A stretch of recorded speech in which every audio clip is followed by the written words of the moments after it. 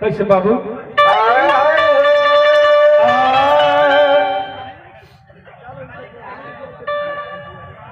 आर्या बना हिरोहल जाल घरे हो रामा। अरे देवरा के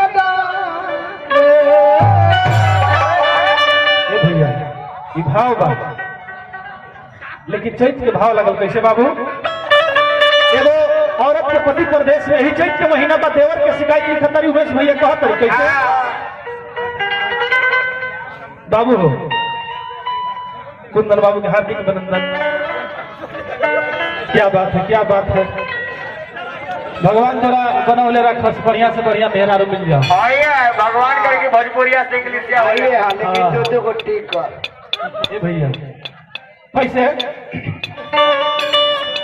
जे हम जनती की पिया परदेश गई हैं। अरे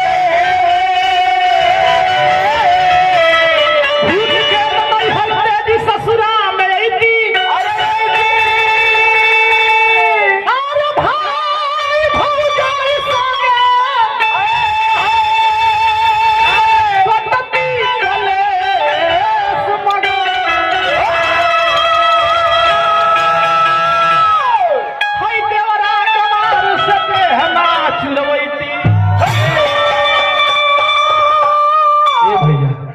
कहा तरीके से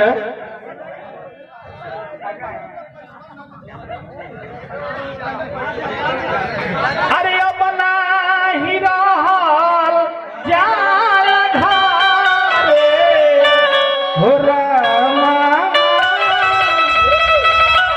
अरे देवरा के दारे ये जनरल गीत बा, लेकिन एकरा के 3 भाव में गावल जाला। एकरा में बनारस में कैसे गावल जाला ध्यान दिए, ब्यास जी लोग ध्यान दिए जाए। एकरा के बनारस में कैसे गावल जाला? कैसे? छनुलाल मिश्र इस गीत को कैसे गाते हैं? क्लासिकल में खाली थ्रेसर से काम ना अरे बना हीरा जाल घरे रामा। रामा अरे देवरा के अरे दो रकम एक रकम से और गाते हैं। हमारे कमेश्वर पाठक गया घराना के लोग गाते हैं इस गीत को कैसे?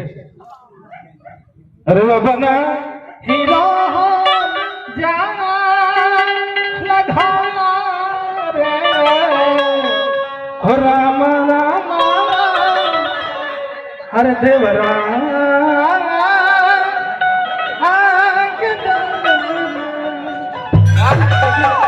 ये गीतिया के हमने तत्भाव के रूप में गाई ला जाए बिगाड़ के एकरा के आजकल के लोग गावेला कैसे? अरे अब बना हीरो